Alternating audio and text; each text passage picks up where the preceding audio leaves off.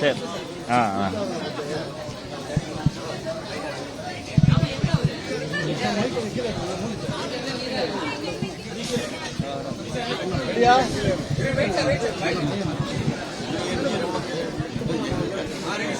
அனைவருக்கும் தமிழ் வணக்கம். இன்றைய தினம் இந்தியாவினுடைய சுதந்திர தின கொண்டாட்ட நிகழ்ச்சிகள் நாடு முழுவதும் மிக சிறப்பாக நடந்து வருகிறது. இன்றைய தினம் அதே மாதிரி நம்முடைய கீழ்ப்பாக்கம் புருஷவாக்கம் எல்லைப்பகுதியில் அமைந்திருக்கக்கூடிய நம்முடைய பொன்னியம்மன் ஆலயத்தில் ஒரு சமபந்தி ஒரு சமூக நல்லிணக்க அன்னதான விருந்து இப்பொழுது ஏற்பாடு செய்யப்பட்டிருக்கிறது.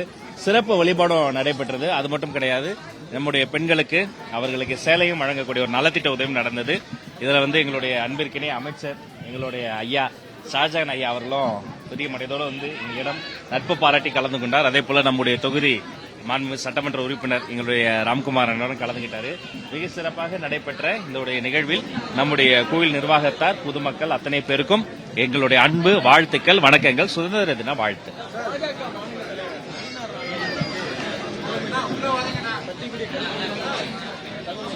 அநாகரிகமான பேச்சு, அவதூறான பேச்சு, ஒரு தலைவரை போல பேசாமல் ஏதோ ஒரு தெருமுனை பேச்சாளரை போல பேசியிருக்கிறார்.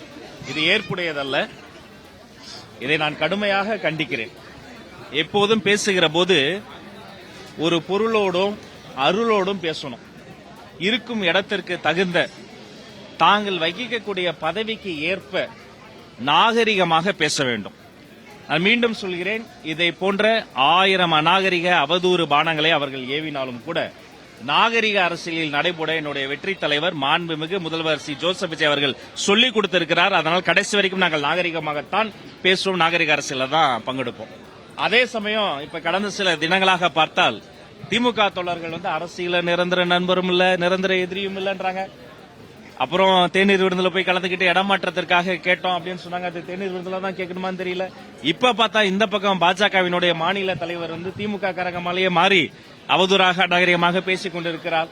இதெல்லாம் பார்க்கிற பொழுது அரசியல்ல பரபரப்பாக பல மறைமுக நட்பெல்லாம் வெளிப்படும் நேரம் இது என்பது தெரிய வருகிறது. இதை நான் கண்டிக்கிறேன்.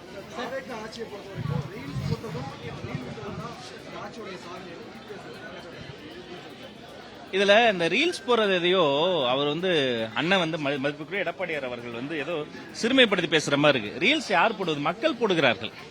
மாற்றம் வர வேண்டும் என ரீல்ஸ் போட்டது மக்கள். ஏற்றம் வர வேண்டும் என்று இவர்கள் சோசியல் மீடியாவில் எழுதியது மக்கள்.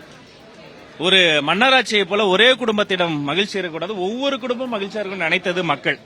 அதனால நாம சத்தம் இல்லாமல் சாதனைகள் செய்து கொண்டிருக்கிறார் எங்களுடைய முதல்வர்.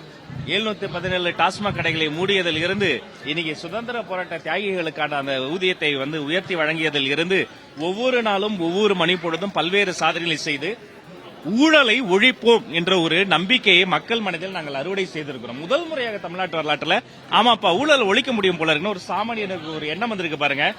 இதுதான் உண்மையிலே மாபெரும் சாதனை. இது தொடரும். இன்றைய சுதந்திர தின பேச்சிலே மாண்புமிகு முதல்வர் அதை சுட்டிக்காட்டியிருக்கிறார். அவரை நான் வணங்குகிறேன், வரவேற்கிறேன்.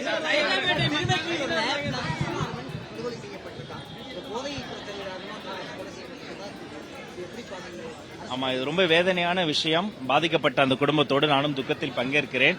இதை குறித்து சட்ட நடவடிக்கைகள் வேகமாக நடைபெறும். போலீஸ் விசாரணை நடைபெற்றுக் கொண்டிருக்கிறது. முழு விசாரணை முடிந்து அந்த அறிக்கையும் வாங்கி தக்க நடவடிக்கை எடுக்கப்படும். பாதிக்கப்பட்ட அந்த குடும்பத்தோடு நானும் துக்கத்தில் பங்கெடுக்கிறேன். ஆமா, பிரச்சனைகள்லயே மிகப்பெரிய பிரச்சனை இது மாதிரி போதைப் பொருள் பிரச்சனை தான். இது ஒரே நாள்ல வரல. இது ஒரு 5 ஆண்டு காலத்தினுடைய ஒரு தாக்கமும் இருக்கு. இதை வேரோடும் ஏரடி மண்ணோடும் ஒழிப்பதற்கான எல்லா வேலைகளும் நாங்கள் முன்னெடுத்துக்கிறோம். இன்னும் இந்த போதை ஒழிப்பு நடவடிக்கைகளை தீவிரப்படுத்துவோம்.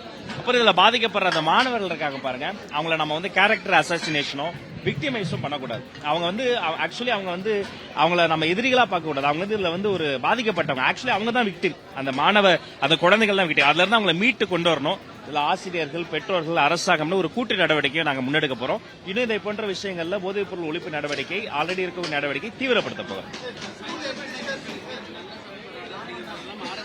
என்னங்க பேச்சு இது? என்னங்க பேச்சு இது? ஏற்புடையதே இல்லைங்க. வாக்காளர்களுக்கு நல்ல சபை வராதுன்னு யாராவது இப்படி சொல்ல முடியுமாங்க? நான் இப்ப சொல்றேங்க, இப்பதாங்க சைதாப்பேட்டை வாக்காளர்களுக்கு நல்ல வாழ்க்கையே வரப்போகிறது. இனிமே இந்த மெடிக்கல் மாஃபியா கிட்ட இருந்து இங்க பாருங்க, அங்க கேமராமேனே கை தட்டுறாரு.